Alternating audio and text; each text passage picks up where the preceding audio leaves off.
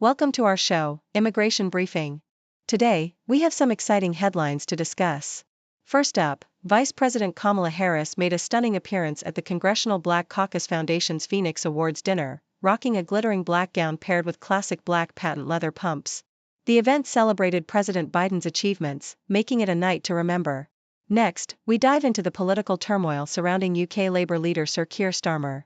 With a recent tragedy highlighting the migrant crisis in the Channel, Starmer is facing backlash for his controversial decisions regarding asylum policies. As he considers sending asylum seekers to Albania, questions arise about Labour's commitment to solving this pressing issue. It seems like restoring credibility will be a tough challenge. Lastly, Canada is taking a firm stance by expanding its list of Iranian officials barred from entering the country. This move comes in response to the tragic death of Iranian-Canadian photojournalist Zahra Kazemi, reflecting Canada's commitment to holding accountable those involved in human rights violations. It's a significant step in Canada's approach to immigration and international relations. Please continue to watch for more detailed coverage. Yahoo US reports on Vice President Kamala Harris's striking appearance at the Congressional Black Caucus Foundation's 53rd Annual Legislative Conference Phoenix Awards dinner in Washington, D.C. Harris showcased her classic style, donning glossy black patent leather pumps that perfectly complemented her glittering black gown adorned with flecks of silver and deep blue. The pointed-toe stiletto heels not only elevated her stature but also mirrored the elegance of her outfit. Known for her affinity for designer footwear, Harris often opts for styles from Manolo Blahnik and occasionally mixes it up with chic sneakers and boots, making her a fashion icon in political circles. The Telegraph highlights the growing crisis of migrant crossings in the Channel, exacerbated by the recent tragic deaths of 8 individuals attempting the perilous journey. With Labour now in power under Sir Keir Starmer, the party faces scrutiny for its previous opposition to conservative measures aimed at addressing the crisis. Starmer's decision to abandon the plan to send asylum seekers to Rwanda has drawn criticism, as it seemingly emboldens human traffickers. In an effort to regain control, Starmer is reportedly considering a controversial plan to send migrants to Albania, raising questions about the consistency of his policies and the credibility of his leadership in tackling this pressing issue. CBC reports on Canada's expansion of its list of inadmissible Iranian officials, reflecting the government's commitment to holding the Iranian regime accountable for its actions. The Canada Border Services Agency, CBSA, has pushed back the date of inadmissibility to June 23, 2003, coinciding with the tragic case of Iranian-Canadian journalist Zahra Kazemi, who was tortured and killed in custody. This move aims to prevent senior Iranian officials from entering Canada and could also affect their residency status if they are found to have ties to the regime. The government continues to face pressure to address the presence of high-ranking Iranian officials in Canada, especially following the designation of Iran's Islamic Revolutionary Guard Corps as a terrorist organization.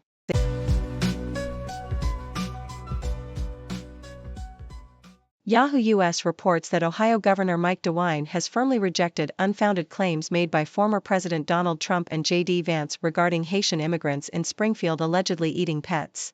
During a Sunday appearance on ABC, DeWine emphasized that he has seen absolutely no evidence to support these accusations. He affirmed that the Haitian community in Springfield is legal and has positively contributed to the local economy. While acknowledging some challenges related to the recent influx of immigrants, he praised them as good workers who are integral to the resurgence of Springfield. In a separate development, Italian prosecutors are seeking a 6-year prison sentence for Deputy Prime Minister Matteo Salvini, who is facing kidnapping charges for his actions in 2019 when he prevented a rescue ship carrying over 100 migrants from docking in Italy. Salvini, a key figure in Prime Minister Giorgia Meloni's far-right government, has vowed to fight the charges, asserting that protecting Italy is not a crime. This case adds to the political turmoil within Meloni's coalition, which is currently divided over immigration reform proposals that could ease citizenship for foreign nationals. The Guardian highlights a startling admission from J.D. Vance, who acknowledged on CNN that he is willing to create stories to attract media attention, specifically regarding the false narrative of Haitian immigrants in Springfield. Vance's comments came after he faced backlash for spreading racist rumors that have incited fear and led to bomb threats in the community. While he attempted to justify his statements as a means to highlight immigration issues, local officials and community members have vehemently denied the accusations. Vance's remarks have drawn criticism from Democrats, who argue that he is using xenophobia as a political tool to distract from more pressing issues in the upcoming election.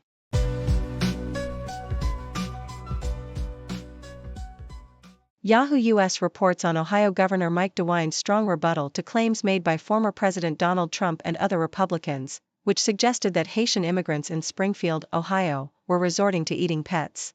DeWine emphasized that such statements were not helpful and labeled them as garbage, stressing that there is no evidence to support these allegations. Instead, he highlighted the positive contributions of the Haitian community, who are legally in Springfield and have come to work, helping to revitalize the local economy.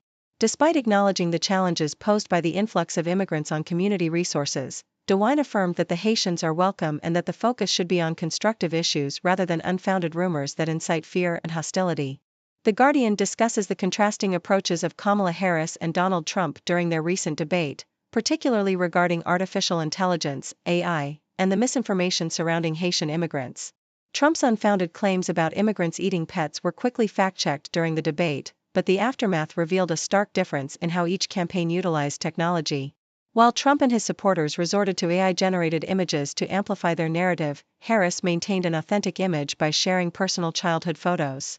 This divergence highlights the broader political landscape, where Republicans lean into sensationalism and memes, while Democrats, represented by figures like Harris, strive for authenticity and real connections with voters. The debate over AI and misinformation illustrates the struggle for narrative control in modern politics. The Guardian also reflects on the broader implications of Trump's inflammatory rhetoric regarding Haitian immigrants in Springfield, Ohio. The town, once a hub of manufacturing, has faced economic decline and social challenges, leading to an influx of migrants who have helped revive the local economy. However, this has also spurred tensions and fueled racist narratives, culminating in Trump's outrageous claims during the debate. The article underscores how political discourse has devolved into sensationalism and tribal signaling, overshadowing meaningful discussions about immigration and economic policy. Amidst this turmoil, a local father, Nathan Clark, poignantly expressed his wish for a more compassionate dialogue, urging an end to the hate that has been exacerbated by politicians exploiting tragedies for their gain. His call for empathy serves as a stark reminder of the human cost of political rhetoric and the need for a more humane approach to the challenges facing communities like Springfield.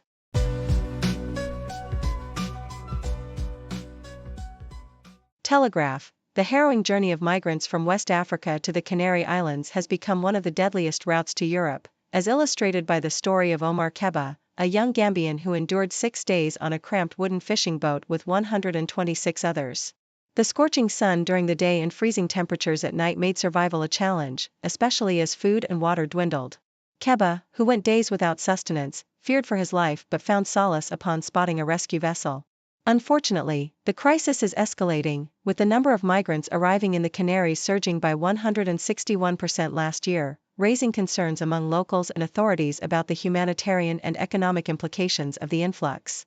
Yahoo US, a recent controversy in Dayton, Ohio, arose from a social media post claiming that an immigrant family was grilling cats, a story quickly retweeted by Senator J.D. Vance.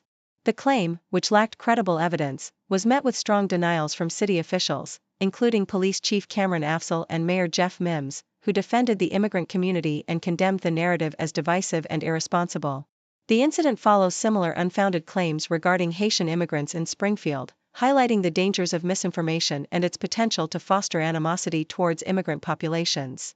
South China Morning Post: in a significant legal case, Michael Liu and Phoebe Dong were convicted of operating a birth tourism scheme in Southern California that facilitated pregnant Chinese women traveling to the U.S. to give birth, thus securing American citizenship for their children.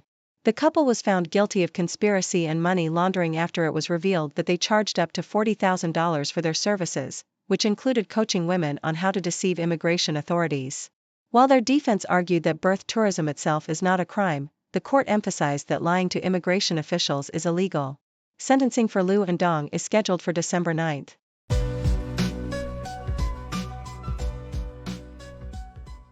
The Independent reports that Keir Starmer is considering a controversial proposal to send asylum seekers to Albania, mirroring a similar deal made by Italy. As he prepares for a summit with Italian Prime Minister Giorgia Meloni, Starmer expressed interest in how Italy's offshoring plan, which has been criticized for potential human rights violations, unfolds. This comes after Starmer scrapped a previous deal with Rwanda, which had drawn significant backlash. Human rights organizations have condemned the Italian scheme, warning that it undermines asylum rights and could lead to arbitrary detention. Starmer has acknowledged the ongoing challenges posed by irregular migration and plans to discuss collaborative solutions with Meloni. The Guardian highlights a troubling series of bomb threats in Springfield, Ohio, linked to false claims about Haitian immigrants. The threats, which caused lockdowns at local hospitals, stemmed from a rumor that Haitian families were harming pets, a story that has since been discredited. Erica Lee, who initially spread the rumor on social media, later apologized, stating she had no first-hand knowledge of the claims. Despite her regret, the false narrative has fueled fear and hostility towards the Haitian community, exacerbated by recent comments from Donald Trump. The situation underscores the impact of misinformation and the need for community cohesion in the face of baseless accusations. The Sydney Morning Herald reports on the Australian government's extension of a controversial exemption for border force workers, allowing them to operate without the obligation to ensure the health and safety of asylum seekers during boat interceptions. This decision has sparked criticism from a Labour-led Human Rights Committee, which argues that the exemption undermines accountability and could lead to mistreatment of vulnerable individuals. The government defends the measure as necessary for operational efficiency in dangerous maritime environments, but critics contend it sets a dangerous precedent by removing essential protections for asylum seekers. The ongoing debate raises significant concerns about the balance between national security and the rights of individuals seeking refuge.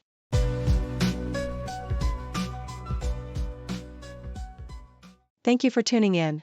The content above showcases the latest briefing reports and analytical synopses, thoughtfully curated by the 6Do team. These insights stem from a wide array of reputable media outlets, think tanks, government sources, and specialized experts worldwide. We encourage you to explore these sources for a comprehensive perspective. Keep in mind that while the content may not always align with the official standpoint of 6Do Brief, it's not meant to be taken as absolute directives for decision-making. Comprising seasoned media professionals, learned scholars, and accomplished scientists, the 6Do team embodies a trailblazing, fully independent media entity. To customize 6Do Brief to meet your professional needs, you have the option to subscribe to a diverse array of briefings on our website, 6dobrief.com. Regardless of your location, you can conveniently receive 6Do Brief via email.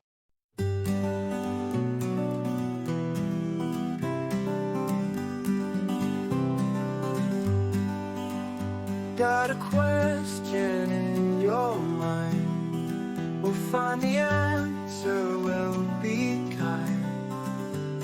Encyclopedia on everything, laugh and learn with the zing, zing, zing.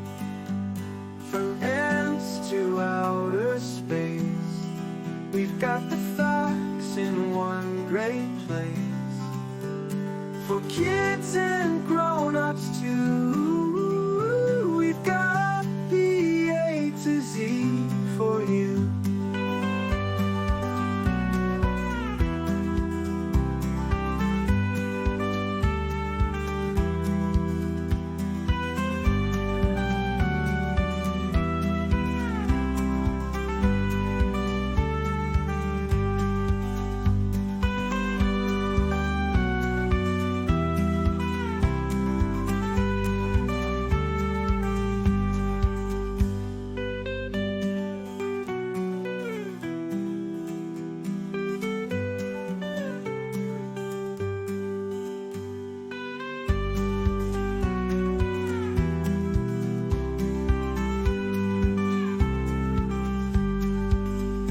Got a question in your mind, we'll find the answer, we'll be kind.